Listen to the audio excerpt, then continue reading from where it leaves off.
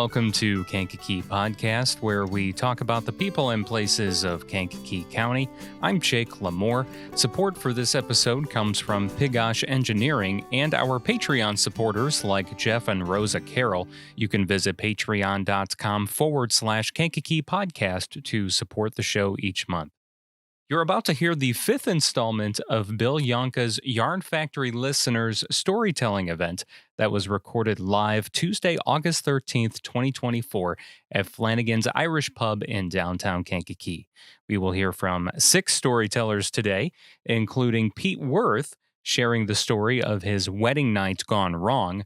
Roland Johnson tells the story of the turbulent times he spent at Southern Illinois University in Carbondale. Kim Scott gives us a glimpse at what it's like to be a librarian. Kenneth Anderson talks about how important it is to share your life story instead of holding it in. Lori Krecioch gives us plenty of laughs sharing an embarrassing story involving THC. And finally, Megan Brooks shares a true story about a murder that took place 60 years ago in Manteno. If you like what you hear and want to join us for the next event, Yarn Factory Listeners takes place the second Tuesday of every month at Flanagan's Irish Pub in the basement of the Majestic in downtown Kankakee at 7 p.m. It's free admission and always a wonderful night filled with lots of laughs, heartfelt stories, and lots of listening. Special thanks to Bill Yohnka, the Kankakee Public Library, Flanagan's Irish Pub, and the Daily Journal for letting us collaborate with them on this monthly event. Some of the stories you are about to hear do contain adult themes and are intended for mature audiences. Please be aware of sensitive ears that might be nearby before you continue to listen. Welcome to Yarn Factory Listeners. Well, thank you everybody for being here. It's an unprecedented night for this event. It's never been this many people. This is really great. It's wonderful. But yeah, I know, it's steamy. And we're getting started. They're serving people, but we're going to do that quietly. And we're going to ask Andrea from Flanagan's. Andrea, I know you're busy back there. This is the time when we also say, if you have a phone with you, like, you just go ahead and do it all the way and turn it off. Now's the time not to put it just like you think it's maybe off, because you don't want to be that person that has the phone going off in the middle of the event. So we're turning the phones off. The White Sox game's off. No TVs on. We appreciate that. But we also really love this time because people do just stop and listen for a little while. And we're going to get a proper welcome from Andrea from Flanagan's. Come on up here. Thank you so much for being a great host. All right, can we lower this? Perfect, okay. Hello, everybody, and welcome to Flanagan's. And my name is Andrea, and I'm one of the owners here. And me and my better half, we own this joint, and his name is Seamus Flanagan. Doesn't get any more Irish than that. And I just kind of wanted to get up here. I know I'm not one of the scheduled speakers, but I just wanted to get up here and just kind of give my take on why I think this yarn factory is so special. So being exposed to the Irish culture, history, food, and drink over the past decade has opened my eyes to a whole heck of a lot. They are a people who value their heritage, take pride in being a Paddy, and have no problem feeding you, and most of all, sharing a pint with the person that's sitting next to them. The Irish spend many a days in the pub sharing their tales, or in their words, telling yarns. Telling yarns are stories that are embellished upon, made up, lies, whatever you want to call it, but one person is trying to outdo the other with their yarn. So the more the story is told, the more yarns are spun. So when the idea of storytelling was born here at Flanagan's, it had to have the American twist, which was that the stories are real and genuine.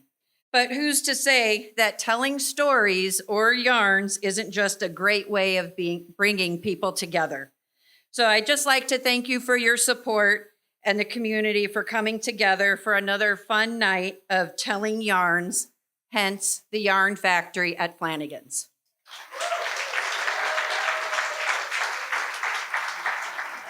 How many people here tonight are at this event for the first time?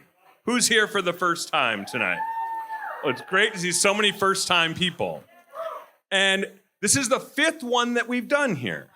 And what's made this special is that really, we call it Yarn Factory listeners. And what I think we include the word listeners because you're the important part.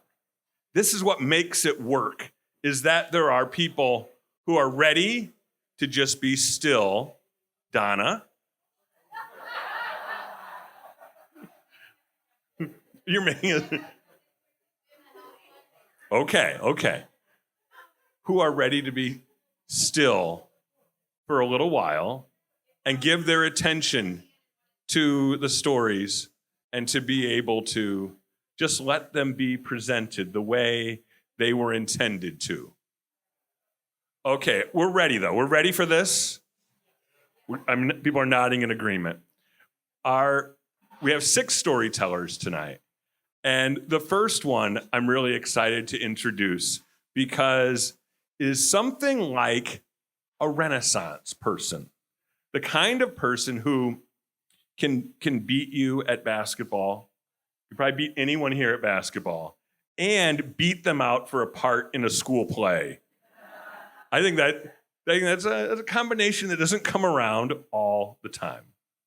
And he's honestly a great friend of mine and somebody who I knew when I thought he was just a young guy. And now he's a legitimate adult in our community, doing great things, selling trees around the country and raising a family and being a pillar of our community in sort of different ways. And he even wrote a play for acting. Easy Street Theater. 3 different plays for Easy Street Theater. If you're not familiar with Easy Street Theater, for actors with special abilities, Pete's been part of that. And I just think, what a cool combination of things in a person. And so someone who I look up to, and I think he's a pretty special person, and our first storyteller is Pete Worth.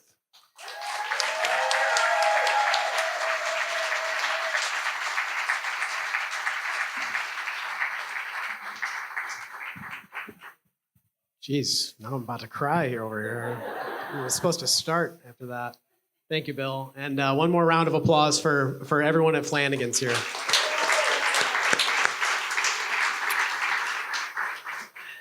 My wife's going to be pretty embarrassed by this story. What I'm about to recount in graphic detail are the events that unfolded very late in the evening on our wedding night. It was October 5th, 2019, an absolutely perfect fall day. My wife Corey's day started with mimosas and brunch at Jim's Freestyle, where she worked at the time.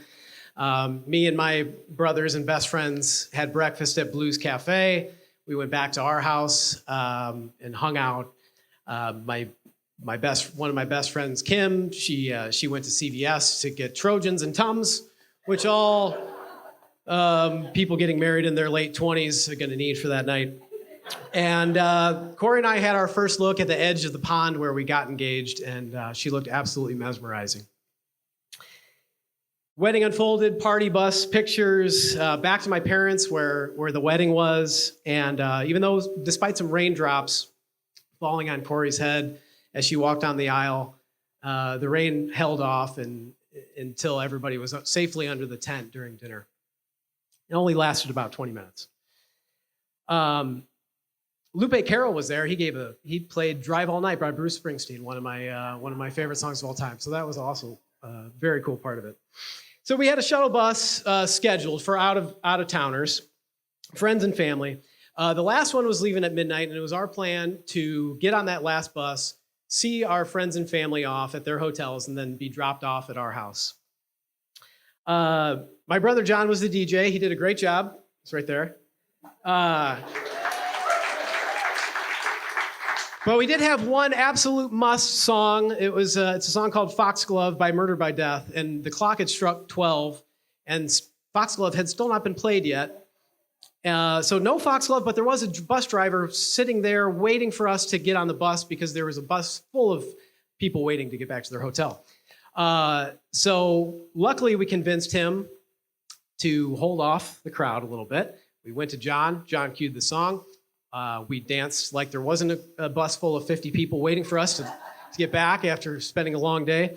And we immediately sprinted to the bus after we got done dancing. We saw all of our out-of-town guests off, and when the driver approached our house, we were feeling incredibly happy, incredibly loved, and ready to end the evening.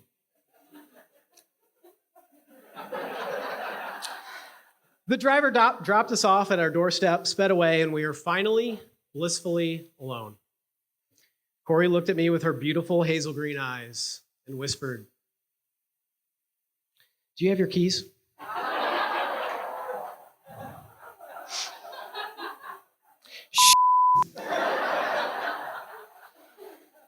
"Do you have yours?" She didn't. "Okay, give me your phone," Corey said.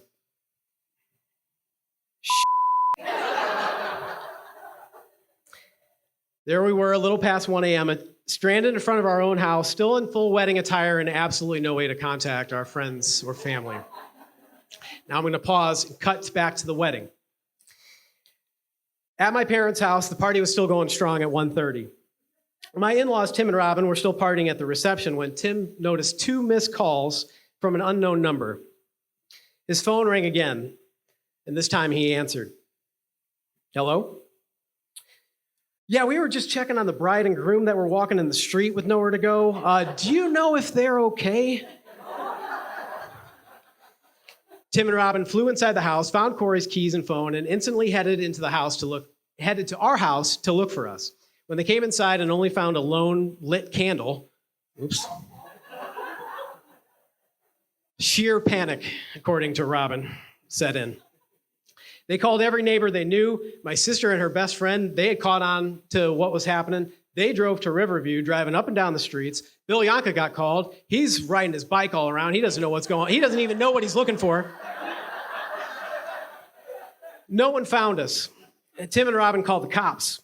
And Robin insisting that he find us before Keith Morrison descended on Kankakee. It was the day her daughter always dreamed of. But the evening, that was a nightmare. Back to our situation. My already boozy head started spinning. I used a spare key. Probably would have been smart to make one of those. Bust out a window. We were leaving for our honeymoon in roughly 24 hours. We could cuddle up on the front porch. Even though it was early fall and I love you, it's still that sounds pretty miserable. At this point, staying in our house is starting to look rather unlikely, and opening that box of condoms even more so. We quickly think through our neighbor options. Mike and Pam next door are super sweet, but Mike seems like the guy that have a shotgun prepped for 1 a.m. doorbell ringers. Amy and Andy Palmer, they could work, but I don't know, they have little kids. Maybe we should find a better option. I don't know. None of them felt right. Corey said we should walk to the Phillips 66 station to use the phone. I thought that doesn't sound exactly appealing right now, but it might be our only option. So, surrounded by the hazy street light, here comes the bride and groom walking down the middle of Evergreen Avenue. I don't know if anyone saw us out their window, but if they did, they probably thought some real Stephen King type about to go down.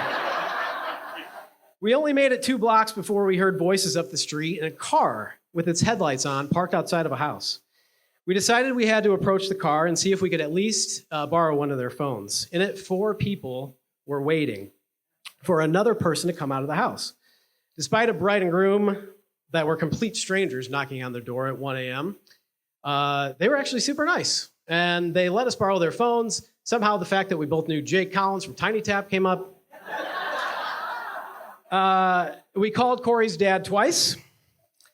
My mom, my dad, my sister, as many family numbers as we could remember. No one answered. Finally, they asked us if we wanted to hop in and join them as they were going to an after party. Our reply to that invite to this day is one of the biggest regrets of our lives. We turned them down. I don't know what we were thinking. Quite often, I think about how funny it would have been to a casual observer at that party, seeing a couple on their wedding night, not locked in each other's arms in a romantic hotel suite, but swigging keg Busch Light in some random dude's garage surrounded by strangers. Anyway, the person they were waiting for got in the car, they took off, and we kept walking. We eventually took a left, my gut still telling me to avoid the gas station, but also telling me that maybe a roller dog doesn't sound too bad right about now. But at this point, my level of concern, which was minimal at the onset, started to intensify. As we came to the end of another block, those fears turned to hope. We had come upon the front stoop of none other than 2nd Ward Alderman Dave Barron, sitting among us right here. Now, Dave and I went to Mac and St. Pat's together, but he was a few years older. We knew each other fairly well. We wouldn't say we were friends, close friends. Oh, sorry. We weren't tight friends. We were friends. I told Corey I'm ringing that doorbell. He's a man of the people. He's got to let us in. Corey correctly pointed out that their baby was like 6 months old, and I was completely contradicting myself from earlier, but I was motivated. I rang it, and we waited. And waited. It's impossible to know for sure, but I believe about 10 seconds passed. Then a light. Dave came to the door, obviously groggy and very perplexed. I can only imagine what they were thinking. So I texted him a couple days ago. My thought was, this is Dave, my thought was, well, Anya's going to want me to figure out who's out there, reluctantly. Anya's first thought, why on earth would Dave jump out of the bed to answer the door at 1:30 in the morning? We explained the whole situation. Anya eventually came down. Thankfully, we didn't wake the baby, I don't think. And we tried calling our parents again, still no luck. But then Dave remembered that he had Corey's brother Jordan's phone because they were old high school friends. Corey gave it a shot. Hello, the other line answered meekly. I don't remember anything about that conversation, but about 20 minutes later, had to be right about 2 a.m., we were mercifully getting into Jordan's minivan and heading back to his house, where he dished me a pair of Bears gym shorts and Corey a Piatone soccer sweatsuit, and we gave each other a quick smooch and passed out on separate parts of his sectional.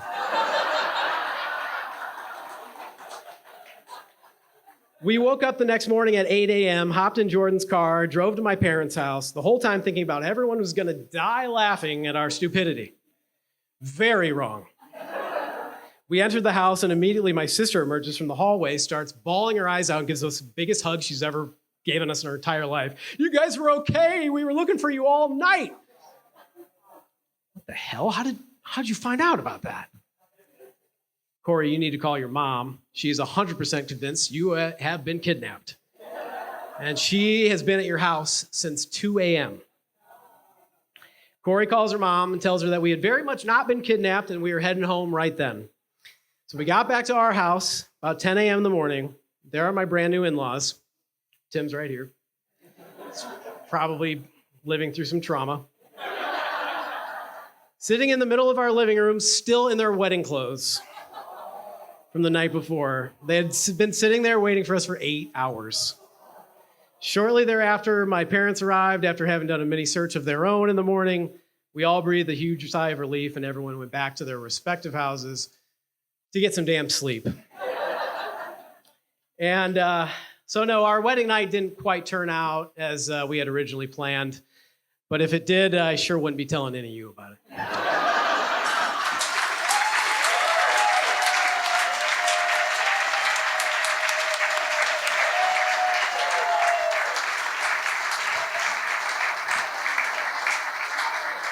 Thank you very much, Pete, for sharing that with us. Let's give the rest of Corey and the rest of Pete's family a round of applause, too.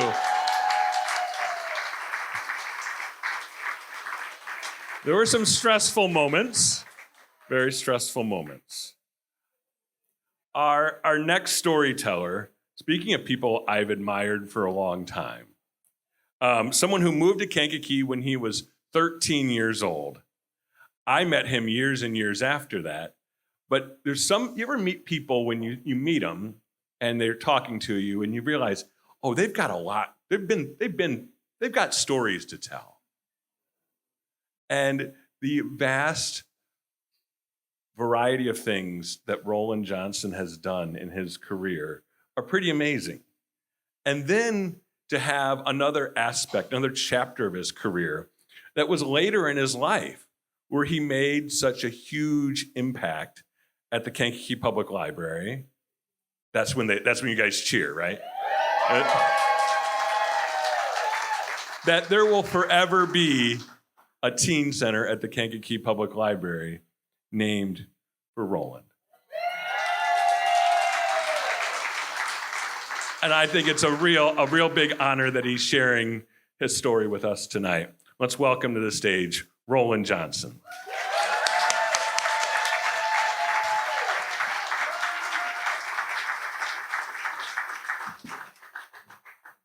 Thank you. It's an honor to be here. Appreciate the invitation. You know, if you live long enough, you're going to learn some valuable lessons in life. And one valuable lesson that I learned is also the title of my story, which is Civil Disobedience is Not a Spectator Sport. While I was a student at Southern Illinois University in Carbondale, ooh is right. From 1969 and 70, Carbondale was a hotbed of social unrest.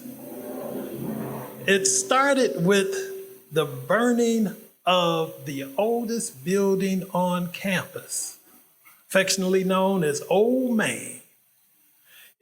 On June 8th, 1969, it was set ablaze in a fire that targeted the Air Force ROTC program. And it was completely destroyed. No one was ever caught for this crime, and no organization or extremist group ever came forward and laid claim to doing so. And to this day, that arson fire remains an unsolved open case. Well, fast forward just a little bit in time, because during that era, it seemed like SIU students was protesting everything. Any and anything from having curfew hours, but you name it.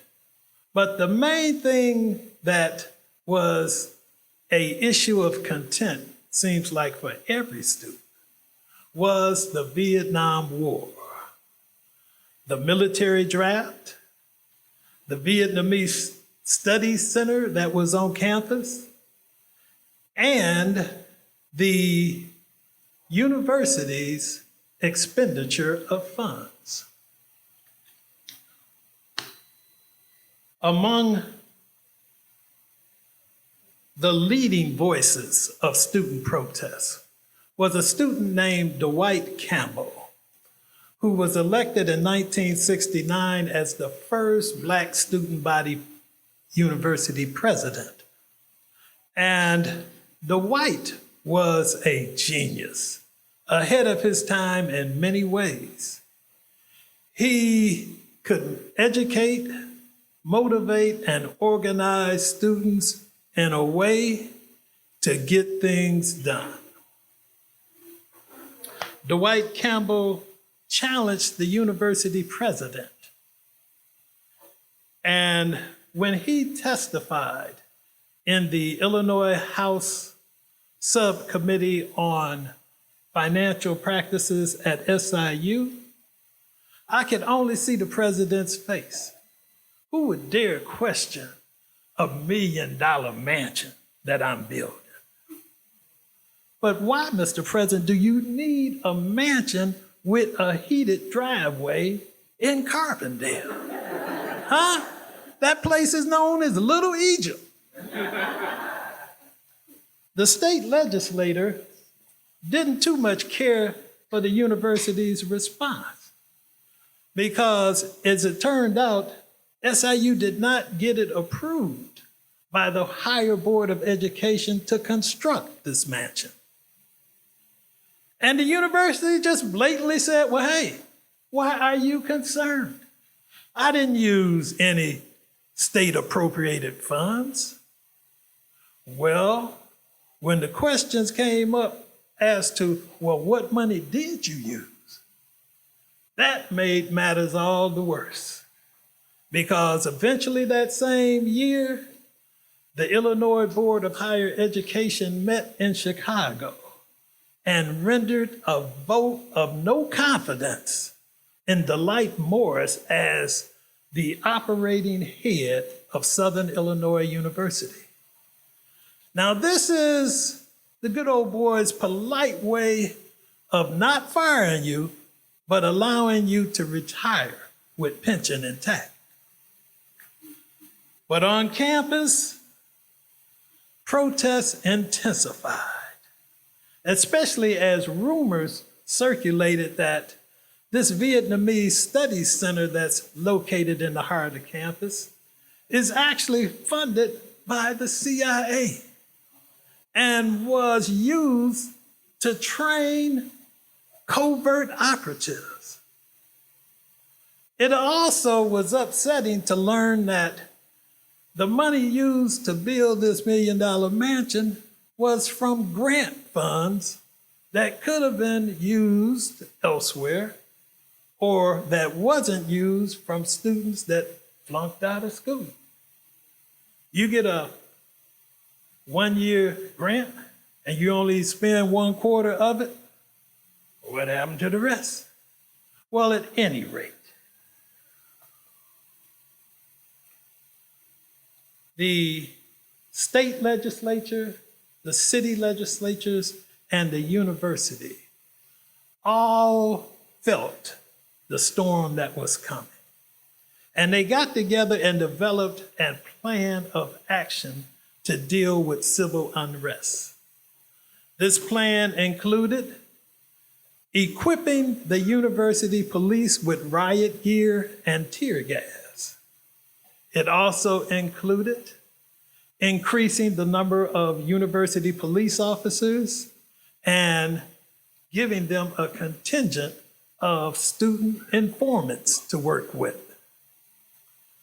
Also during this time, the university had at its disposal and beck and call the City Police Department of Carbondale, the Illinois State Police, the Illinois National Guard, all of which were directed by the Federal Bureau of Investigation with oversight. On May, or for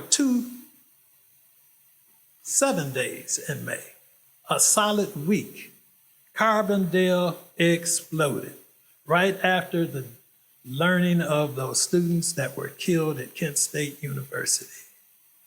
Students in Carbondale literally lost their minds.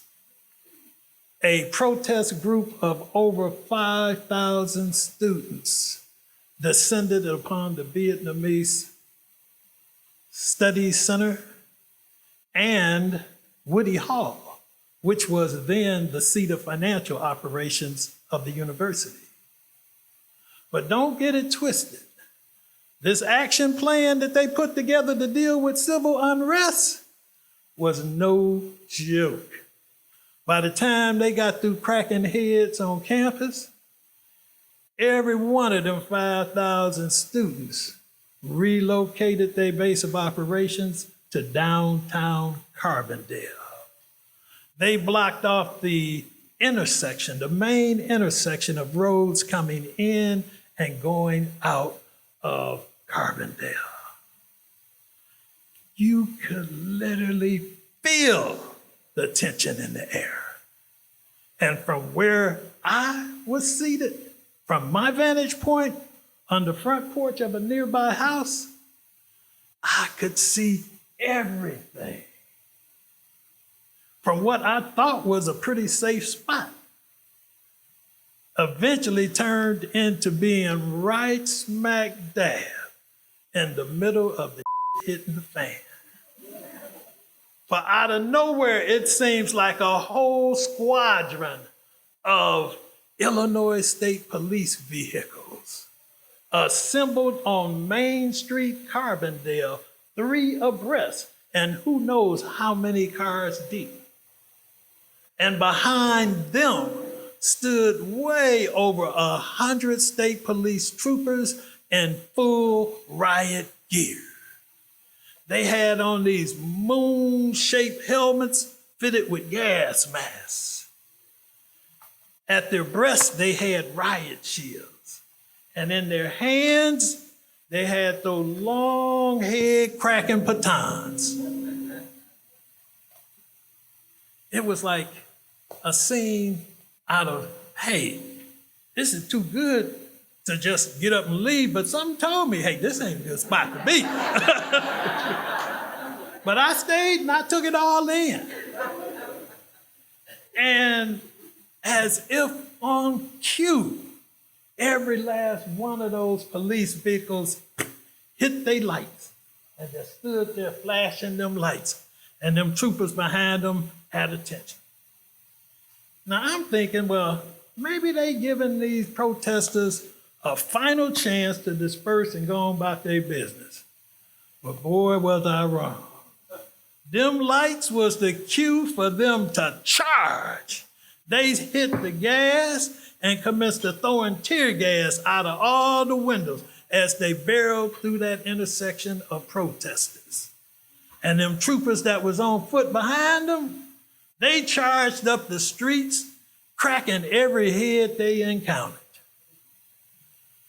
Them protesters began to run every which way. Some of them even ran through the house where I was at. As they ran up them steps, in the front door and out the back door, them troopers was dead on them, cracking heads. Now, that's when I learned a valuable lesson. That civil disobedience is not a spectator sport.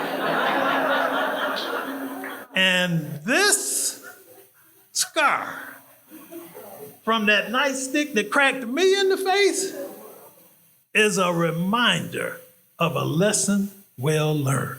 Thank you.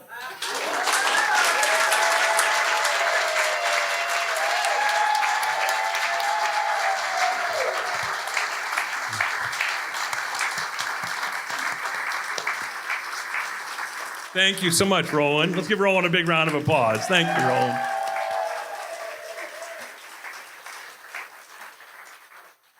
Thanks for sharing that with us. Our next storyteller tonight had a question for me when I had secured her being here. She wanted to ask if this was a pro-library crowd. And I'd already talked to Roland. I think they'll fight you over a library. They're on your side, I think. You've got a friendly crowd. But in all honesty, we would not be doing this tonight if it weren't for Kim Scott. Kim Scott lives in Wheaton and has organized storytelling events. And I went to go see her at a storytelling event in Chicago.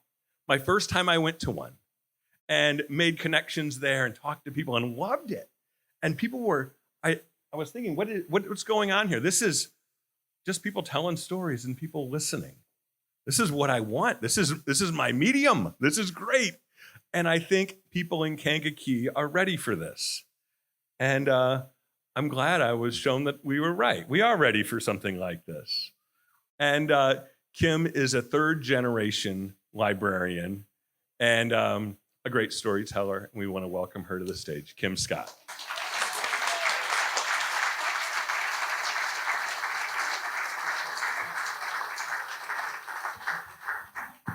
Thank you so much. Thank you, Bill. It's so wonderful to be here. Unbelievable. Wow. And this is only your 5th show. Well done, I'd say. So I am a 3rd-generation librarian. My mother was a children's librarian. My grandfather was a librarian in his senior community, which I thought was just adorable. Anyway, so I've been reflecting on nearly 20 years of librarianship, and I thought tonight I would share a couple of stories. The problem is when you start talking about, your work, you're like, okay, how do I start? And when you work at a public library, there's no 2 days that are the same. So I thought, well, I could start with maybe telling them about the first time I did a story time and I only had one kid show up. His name was Brian. We had a great time. Or I could tell you about the Twilight years, and I don't mean the seniors. I mean the vampires and the werewolves. Or I could tell you the time I did an 80s movie night and showed 16 candles, which, P.S., is rated PG and ought not to be. I could tell you about the time not one time, there are so many times I've held snakes. Like, so many snakes I've held, you guys, like, a lot. And alligators, too, for that matter. There are all these moments in my work and in my job, and I just wanted to share tonight, when I was thinking about this card catalog of memories, I was thinking I want to share 3 little stories. And the stories I wanted to share just reflect a few things about librarianship to me and the world that we're creating in public libraries. The first story represents a time that I learned something, and the second story represents an experience I had with a woman who I saw transform due to the public library. And the third story is just funny. So there was an evening at one of the libraries I worked at several years ago, and we were hosting a program to educate our public on the Islamic religion. And we had a professor come in who was Muslim, and he and I were chatting before the event, and we were going upstairs to look at our collections, and he came over to the religion section, and he asked me a question. He said, "Excuse me, do you shelve your Bibles next to your books about Christian extremism?" "No, we don't." "Could you tell me why you shelve the books about Islam next to the books about 9/11 terrorists?" I didn't have an answer for him at that moment because I didn't really see what the issue was until that moment. When you see yourself and your religion next to something that is not you and that your religion does not represent. It was then I realized that the Dewey Decimal System, highly problematic. But we're working within systems, and broken systems, they're broken, but still we work within them. And over time, some things can change, and transformation is possible. There was a woman that I met. She would come to the Friday movies. Every Friday, we'd have an afternoon midday movie. Her name was Karen, and she kind of moved slow through the world. She just had a heaviness about her, like she just carried the weight of a lot. She and I would chat occasionally at the movies before they would get started, and she would ask me things like, "Did you have to go to popcorn school?" Because I'd have to pop the popcorn. I said, "Yes, master's degree in library science, and I'm popping popcorn." No. But she and I would chat, and I learned a little bit about her story. She was taking care of her husband, who was sick. She was working, and she was also taking care of her 2 adult sons who were living at home. One of them had a child on the way. She had a full plate. And Karen started coming to the card making class then that we would host once a month. She would start chatting with some of the ladies, kind of slowly opening up. She would meet Nancy and Carol, and they took her under their wing and kind of introduced her to some of the other ladies. Soon they all coalesced into our coloring club, and that was the best, you guys. Coloring clubs, top notch. And Karen just came alive. She came alive. She told us about her job at the UPS store and all the stories she would see of all the people coming in trying to return things, all the people she would meet. She told us stories about her family and her sons. And she slowly kind of created this friendship, these communities within these little programs that we would have, and she found her place. Towards the end of that experience at that library, we with the library received a note from Karen. And in that note, she wrote and thanked the library. And she wrote particularly one sentence that I thought was so lovely. And I wrote it down because I wanted to remember it as she wrote it. She said, I want to thank the library for bringing me into the present when I had been so laden with the past.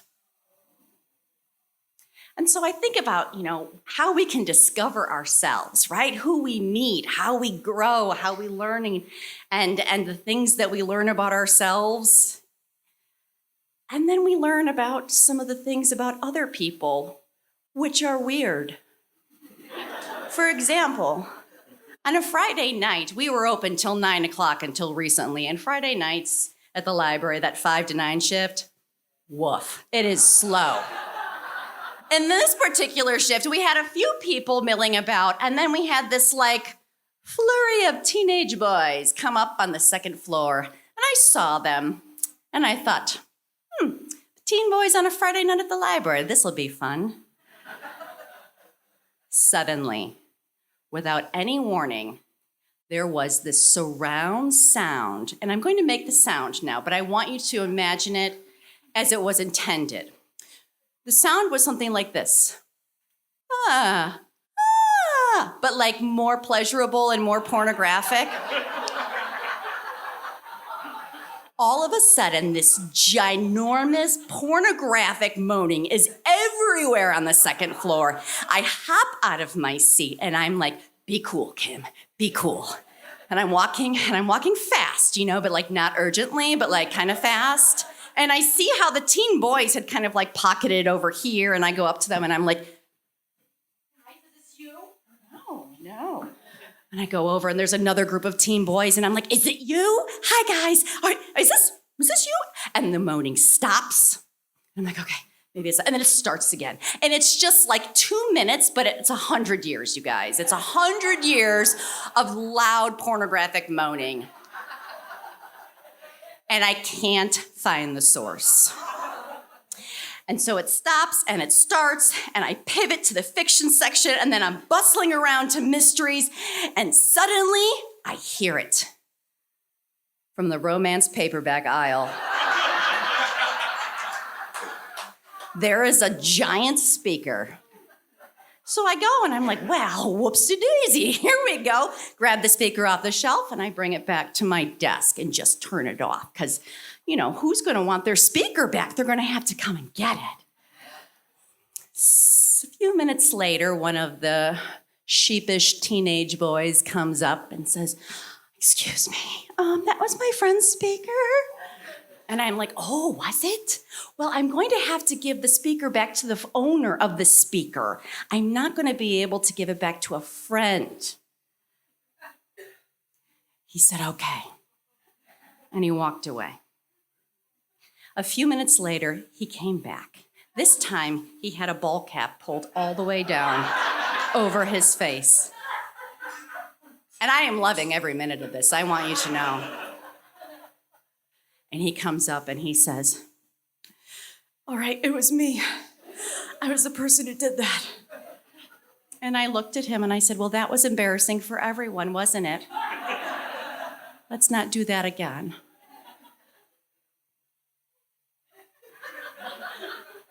And he took the speaker and he walked away. And I thought that made my Friday night worth everything. 3 simple stories, 3 small vignettes. The public library changes every day. My librarians in the back, you know what I'm talking about. But I have to say, in the 20 years that I've been doing this, I am so grateful for the work that we get to do. And I'm so grateful for the people who come to the library, who support the work of being in community. And I urge you, please visit your library. You may become your librarian's favorite story. Thank you.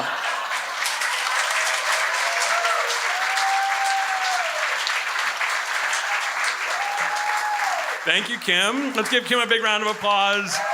And our librarians everywhere, and especially here in Kankakee.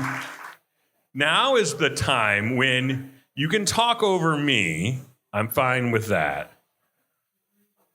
But our next storyteller is going to come up in a second, and I want him to have all of your attention. Someone who was here at a storytelling event and said, yeah, sought me out. Yes, I'm going to do that.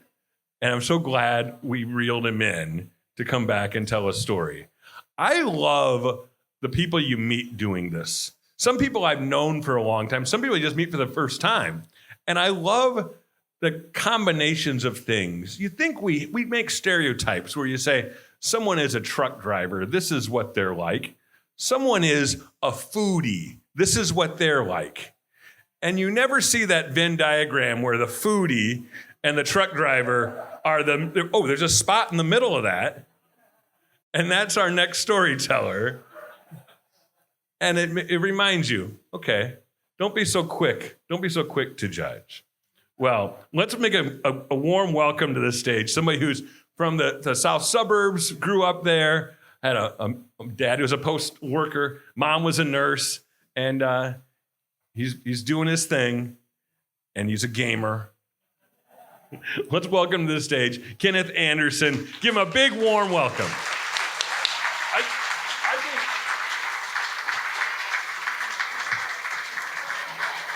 How everybody doing? Well, I'm actually really glad that he explained that for me. The last time I was here was my first time, and it gave me a lot of motivation. Before that,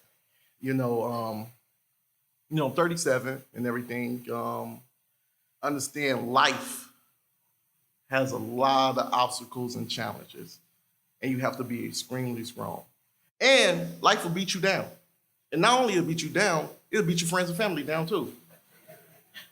And that is what I'm coming up here to talk about, is when your friends and family is beat down and you're trying to talk life into a corpse.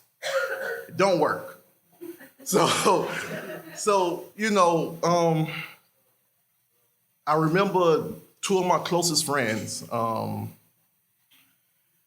they are the same age as me, and they got families. One of them just have a girlfriend, one of them have kids and a wife. And I'm on the phone with them, and they saying some of the most ridiculous things you can possibly think of. Like, I want to take a trip, but I don't want to pay a lot of money for it. And I don't want to work hard to take a trip. Or I want to start a business, but I don't want to train anybody. I just want businesses and everything. Just no plan at all. And these same individuals are looking for an easy way out in life.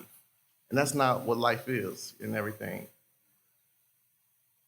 Life is overcoming obstacle after obstacle, challenge after challenge, and looking back on them things and being proud about it, meeting new people that's having trouble with life and giving them tips and advice to fight their struggles and everything. It's a lot of distractions, a lot of vices you got to overcome and look over and everything. Like, when I look at everybody in this crowd, everybody had to go against their own will of staying in their bed and not coming here and watching TV.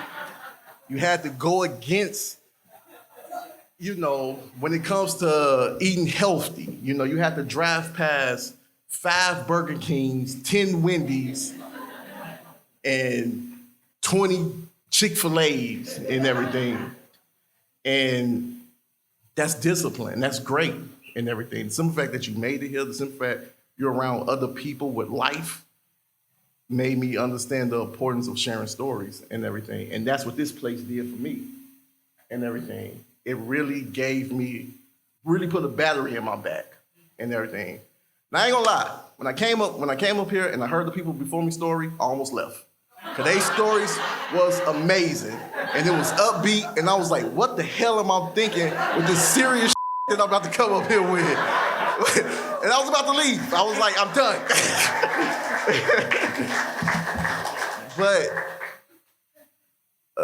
But back to the main thing is, I went against it. I went against the easy way, which would have been to walk out the door and act like this never happened and forget all about the place. And to stand here and stand through it and to be able to, like, yeah, I did that. I went on stage unprepared. I freestyled this whole story and I got laughs and I'm happy about that. But, but little and no words. One thing about life is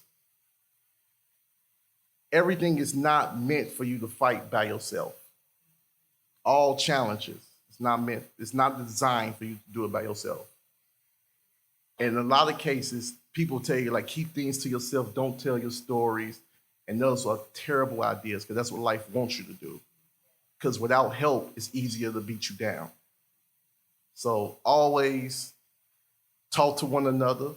Always find new partners in life to tell your challenges with and get tips and ideas on how to defeat some of the things you may you're fighting with, whether it's eating healthy, whether it's financial, whether it's mental, whether it's relationship, all of the above. And don't be afraid to share it with strangers and everything, because you might find the answer you need to get through the day. And that's it.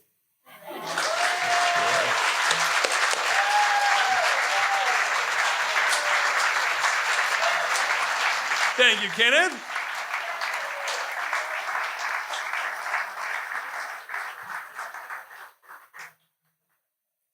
Our next storyteller, I find it fascinating. She was sitting in the exact, where'd she go? She's not there anymore. She was right there, sitting in the exact same spot one night, and she's like, I can do this. Put me on the list. I pulled my list out of my pocket, wrote it down, and Megan Brooks is going to join us. I find it fascinating that she lives in the same house in Bradley that her great-grandparents lived in. I think it's the combination we have. We always have one visitor. Kim was our visitor tonight. Thank you, Kim. One visitor from out of town. We have people who moved to the area, and then we have somebody who lives in the house their great-grandparents lived in. It's a pretty cool combination of experiences that we bring together. So let's give a warm welcome to Megan Brooks.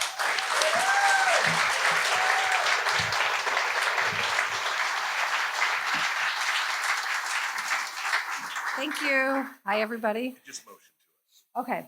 So I have some visual props tonight because I have ADD and I'm a visual person. So follow along. I know I might go all over the place, and I'm really sorry because I'm not a professional storyteller, but I have a story to tell, and I think it's pretty cool, and it's local. So it starts out when I was 8 years old. I'm a product of a blended family. So my stepmom picked me up from church one day. We lived in Mantino, and she drove me over to this house, and we parked out in front of the house. And it was about 1978. And she parked out in front of this house. It's 47 West Adams in Mantino, Illinois. And she said to me, do you see this house right here? Well, there's a story about this house. There was a lady before you were born who lived in this house, and she was pregnant, and she got murdered. And she was stabbed in the stomach and with barbecue forks. And so it was a really traumatic story for an 8-year-old to hear. But it turned me into like a ghost hunter and everything else in my life now. But so I never walked by that house for the rest of my life without looking into the window and wondering like if the ghost of that woman was there. So fast forward now to 15 years later, I'm at a family reunion, and my dad's brother is on his like third or fourth wife. And she's trying to think of things to talk to me about. And this wife that he married actually owned a bar in Manteno called the R&W. And she's trying to find things to talk to me about. And so she knows who my dad is and she knows who my stepmom is. And so she says, hey, you know, your stepdad, before he committed suicide, I was his bartender, and he came in the bar one night, the night before he committed suicide, and he was telling me about this lady, and he said, I know everybody thinks that I did this to this lady, but I didn't. I cared about her, and like he was having an affair with her. And so then he went on, and this was like 13 years like after the actual murder. So this lady tells me that, and I say to her, I don't know what you're talking about. And I said, because I never met that guy. He had died before my dad had married this woman. So she said, yeah, the lady on Adams Street with the barbecue forks. And I said, oh my God, I did not know that it was like related in that way because I was only 8. And so I immediately left the family reunion and I called my stepmom and I told her the story. And she said, well, you know, and you know, I'm 23 right at this point. So I went from 8 to, you know, my senior year in college. And I said, is this a true story? Was your first husband having an affair with that woman in the house? And so she said she remembered me telling me the story. And she said, yeah, that was a long time ago. But what I will tell you is that I have all the newspaper articles from that case in my Bible. And so fast forward, 22 years later, I'm working at the Kankakee County Courthouse as a victim witness coordinator. And a guy comes in with his wife, and they're from North Carolina. And they tell me that they're looking for the evidence in a case where the guy's mom got murdered. And I said, okay. And so he says it's 1964, she was murdered. And I go downstairs in the basement of the courthouse and I try and find the file, and the file's not there. So I reluctantly walked out back to the vestibule of the state's attorney's office and I explained to them, I don't know anything about this case, but can you tell me a little bit about the case and maybe I can help you that way? So he explains that his mom, her name was Iris Johnson, first time I ever heard that name, and the defendant's name was Glenn Johnson, and I assumed that that was his dad. So I said, so why did your dad kill your mom? And he said, oh, Glenn Johnson wasn't my dad. He was just somebody that my mom had dated because my mom was 30 when she got killed, but my dad died of a brain aneurysm at 28 and left her with 4 kids as a widowed mom, all under the age of 8. And he said, none of us grew up together. We all got shipped out to foster homes. And I said, well, so where did the murder occur? And he said, on Adams Street in Manteno. And I just sat there and I didn't even know what to say because I knew exactly what he was going to say. And I said, was your mom killed with barbecue forks? And he said, yes. And I said, oh my God. So I said, well, I can't help you get the evidence. And, you know, what would you want with the barbecue forks anyway? But I can tell you that there's some newspaper articles because my stepmom was actually married to this guy.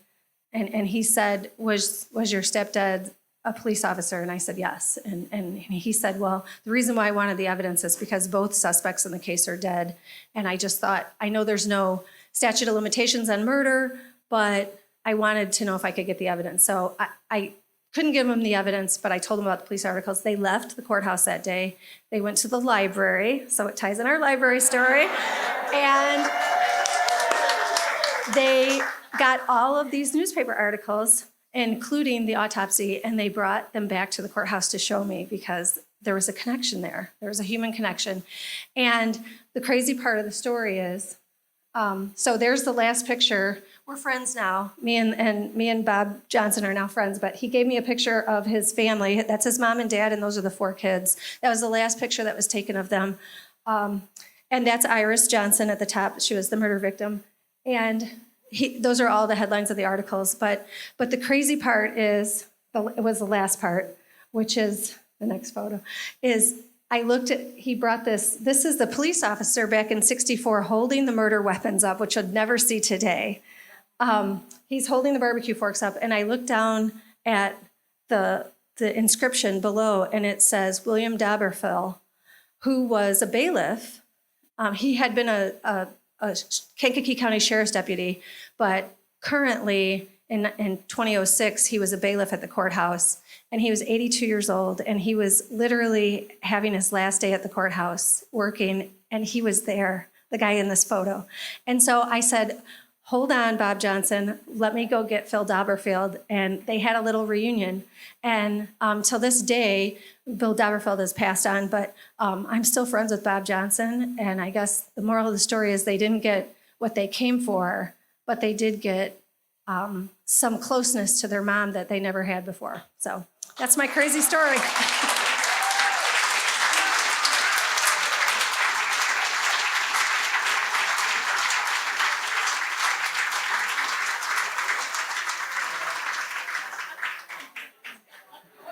Thank you, Megan. Let's give Megan a big round of applause.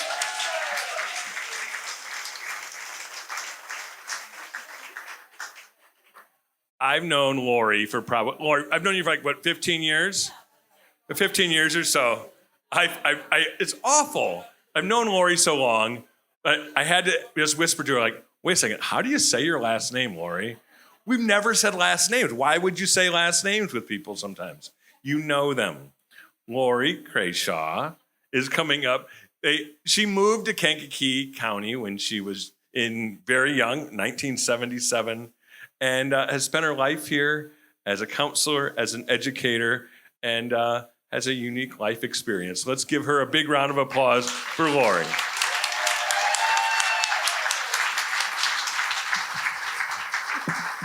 Hi. I do want to say I signed up because I really enjoy this program and I wanted it to stay here. I did not expect it to be this crowded. I am so nervous.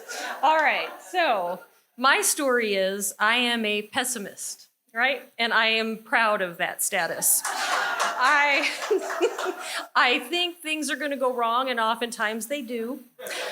I did look up optimism for my talk here tonight, and it comes with a whole lot of positive things, right? Long life, strong relationships, healthy psychology, blah, blah, blah, right?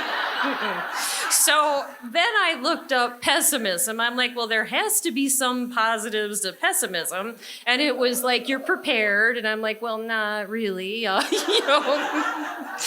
a lazy pessimist. I think something could go wrong, but I'm not going to plan for it.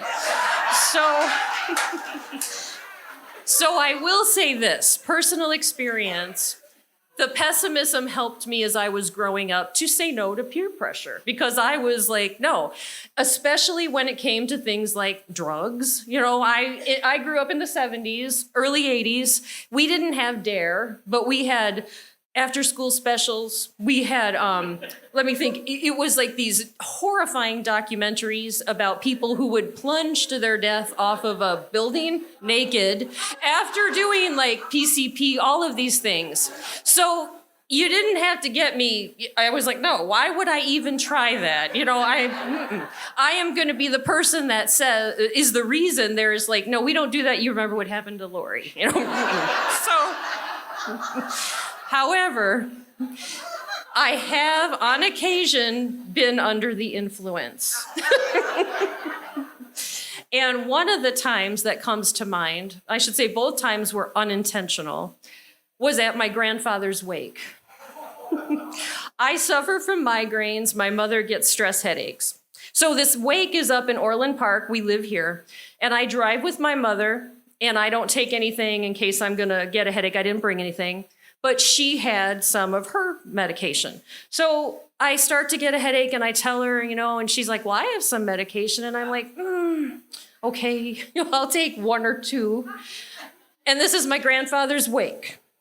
I became the life of the party. In the food room, not only was I serving people, I was telling jokes. I had somebody going, oh my gosh, stop, you're killing me. My aunt got upset with me and said, what is the deal with the party-like atmosphere in the food room? But I really couldn't think too much into it. I was like, I don't know, I'm sorry. So luckily I was married at the time. My ex-husband, he was my husband at the time, drove me home, made it home to the couch. Next thing I know, it's the morning ready for the funeral. So that was the first time. So this last time was just a couple years ago with the whole CBD, THC thing. And the friend that I was with is in the audience today. I had heard, well, prior to the day, I had heard that CBD was good for you, just plain old CBD. And I tried some at Family Video, right? You can't get any more, calm. And it never worked, but I'm like, well, it's supposed to be good for you, so I'll keep taking it. Well, then Family Video closed. So I thought, well, no reason to keep taking it. I forgot about it until one day I'm with my friend here. And we go to a vaping store, and please, we were not there for vaping or THC or any of that. We were there for something completely different. But since I was there, I told the clerk my story about CBD. And I noticed they had a whole selection of things I've never seen before. So he's like, you know what? We've probably got something for you. How about this one? It has a little kick. Okay, I didn't even think about little kick. Okay, I'm 55. I did not, grow up with all of this stuff. So I'm like, okay. So I took it, went home and took it, and I was reading a book. And about an hour later, I realized I've been staring at this page. So I'm like, all right, this isn't right. So I go to get up. I stand up, and the room doesn't come with me at first. It took like 30 seconds, and I'm like, oh my gosh. So I'm thinking, I know it has to do with the CBD. I just don't know exactly what is going on. Is it me? What's happening here? So I go over to the sink. I'm like going to splash some water on my face. But again, I'm moving faster than movement, or I don't know how that would even, I'm going quick. I'm like, this isn't good. I go outside to get some fresh air. I look this way, that way, and that way, but it wasn't like that. It was like I looked this way, then I was looking this way, then I'm over here, and in the in-between time, it didn't happen. So I'm like, all right, this isn't right. So I call my friend, and I say, something's wrong with me. Something's really wrong. And she's like, you serious? And I'm like, yeah, I'm serious. She's like, you mean like hospitals? I'm like, yes, we need to go to the hospital. So I have enough, awareness to take this package with me. Because I know it's related, but I still don't know how. We get to the hospital, we get there, and I tell the intake person, I think I'm breaking with reality. It's the truth. That is a real quick way to get your own waiting room. Go back. So I asked my friend to come with me. In all seriousness, she programs my son's number into her phone just in case. The intake lady comes in. She takes my blood, what I thought was my blood pressure, but it was my heart rate. It was at 124. Then I realized I'm really thirsty. So I asked my friend to get me water. She does. They go about their thing. The doctor comes in. I told him what happened, that I think I'm breaking with reality. But by the way, I've got these things here. So he takes them, and he's like, your heart rate is really high. I'm more worried about your heart rate. Let's get you an EKG. So I'm like, okay, fine. They give me the EKG. We're waiting. And I'm telling her about a documentary that she could care less about. But I am so enthused about telling her this, and I am just going on and on. And so then the doctor comes back in, and he's like, follow my finger. And, he's going like, I don't think I did follow it. And he's like, your EKG was fine. And then he's like, and somebody came in, and they're like, these things are loaded with THC. He goes, you are high. So by the way, I've been an 8th grade teacher for the last 3 years. I really haven't talked publicly about this. And so then, he's like, the recommended, treatment is going to wear off. So finally he leaves, a nurse comes in and she hands me my paper that says patient seen for THC intoxication. And I said to my friend, I'm like, when I feel better and like myself, this is gonna be a funny story.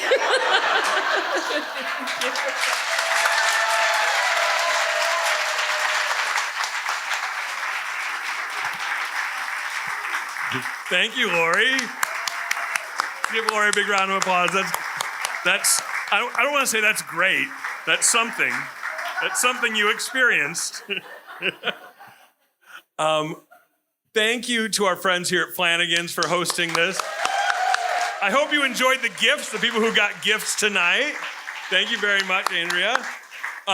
Thank you to the Kankakee Public Library for supporting this event. They were an early supporter of this, saying, hey, we want to be a part of this. Thank you to Jake and Kankakee Podcast. So he will be in touch with the storytellers tonight to say, hey, are you cool with that being public? Lori, we're looking at you. And if you are, it's all part of Kankakee Podcast, and that kind of gets a bigger audience, and it's a pretty fun thing for people who aren't here. You can say, you gotta listen to Lori's story. Also, just thank you to Downtown Kankakee. There's members of our Downtown Kankakee Development Corporation committee who are here tonight. We try to do things like this to bring community together. This is a great spot to do it, and we appreciate their support of all these different events as well. Tip your bartender. Yes, thank you, Terry. And there's a notebook over there to sign up if you want to do this. As you've seen tonight, stories are for everybody. Like, we've all got stories, and to prepare something and have it told in a friendly, welcoming, just joyful environment is a pretty cool thing. So take advantage of that. And we'll do this again the second Tuesday next month, which is the 10th. So September the 10th. We'll see you back. Thank you very much. And thank you for being in a phenomenal audience. Great listeners tonight. I know, crammed in here. Top-notch listeners, as always. Thank you so much. Share stories with each other, and we'll see you back soon. That was truly one of the best Yarn Factory listeners sessions we've ever had so far. In fact, that was the most attended as well. I don't know what the final count was, but it had to be somewhere between 60 and 70 people, if not a little more than that. And my jaw just dropped to the floor several times, and my cheeks hurt from laughter. And I think the wildest moment for me was when Megan Brooks displayed a picture of the house in Manteno where that murder took place in 1964, because I just wanted to scream that I know exactly where that house is, and I've been by it so many times growing up and living in Manteno. And that was just a mind-blowing story. You just never know what you're going to hear at Yarn Factory listeners, and that's why you should join us for the next one. That will be Tuesday, September 10th at 7 p.m. at Flanagan's Irish Pub in downtown Kankakee, and it doesn't cost anything to attend. That concludes this episode of Yarn Factory Listeners on Kankakee Podcast. I'm Jake LaMore. Thank you to Lori Krecioch, Roland Johnson, Kim Scott, Megan Brooks, Kenneth Anderson, Pete Worth, Bill Yohnka, Flanagan's Irish Pub, the Kankakee Public Library, Downtown Kankakee, and to you, the listener. Please make sure to subscribe and follow Kankakee Podcasts on Apple Podcasts, Spotify, or wherever podcasts are found. You can also follow us on Facebook, Instagram, and LinkedIn at Kankakee Podcast. Shout out to Jeff and Rosa Carroll for supporting the show each month through Patreon. If you want your name announced on a future episode, sign up at patreon.com/Kankakee Podcast. Special thanks to our sponsors, Chicago Dough Company, Noble Dairy Queen Stores, Frank's Appliance Center and Sleep Source, Pigosh Engineering, King Music, Little Me's Studio, Taco John's, D. Westfall Jewelers, and Edward Jones Financial Advisor Adam Elroy. Kankakee Podcast is produced by the fine team at Pathfinder, a full-service marketing agency in downtown Kankakee. Learn more at yourpathfinder.io. IO. Our theme song is by Lupe Carroll. This river carries